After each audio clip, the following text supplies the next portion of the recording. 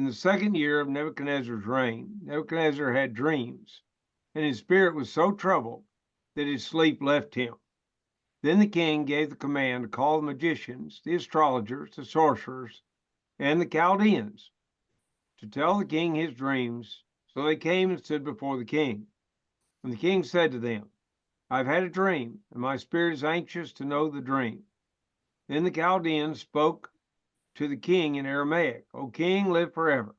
Tell your servants the dream, and we will give the interpretation. The king answered and said to the Chaldeans, my decision is firm. If you do not make known the dream to me and its interpretation, you shall be cut in pieces, and your houses shall be made an ash heap. However, if you tell the dream and its interpretation, you shall receive from me gifts, rewards, and great honor. Therefore, tell me the dream and its interpretation. They answered again and said, let the king tell his servants the dream, and we will give its interpretation. The king answered and said, I know for certain that you would gain time because you see that my decision is firm. If you do not make known the dream to me, there's only one decree for you have agreed to speak lying and corrupt words before me till the time is changed. Therefore, tell me the dream, and I shall know that you can give me its interpretation. Now, pause just a second.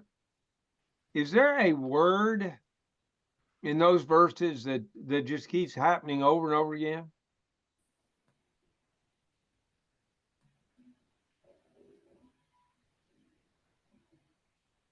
Verse 4, interpretation. Verse 5, interpretation. Verse 6, interpretation and interpretation.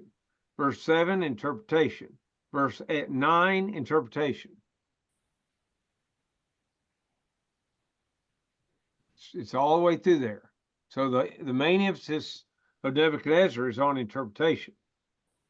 The Chaldeans answered the king and said, there's not a man on earth that can tell the king's matter. Therefore, no king, lord, or ruler has ever asked such things of any magician, astrologer, or Chaldean.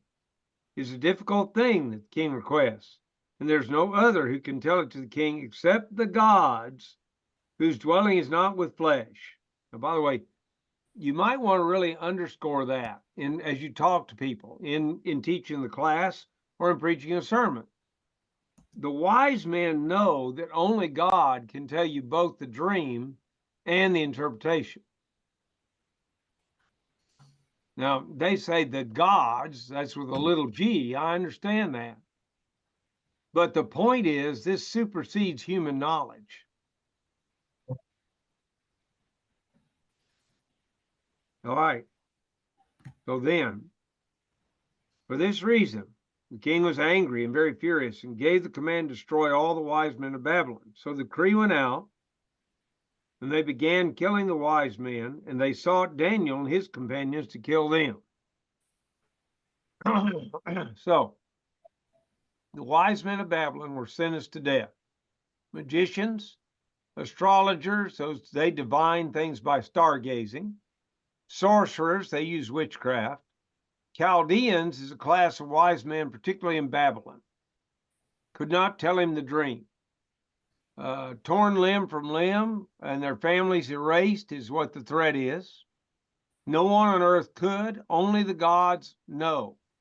So I want us now to pick up something. Starting at chapter 2, the end of verse 4, every word in the book of Daniel from there all the way through chapter 7, verse 28 is in Aramaic. Now, till what chapter? You said it's at the bottom of that slide, chapter 2, verse 4, the last part. Listen to the first part and it'll set you up. Then the Chaldeans spoke to the king in Aramaic. And right after that, O king, live forever is in Aramaic.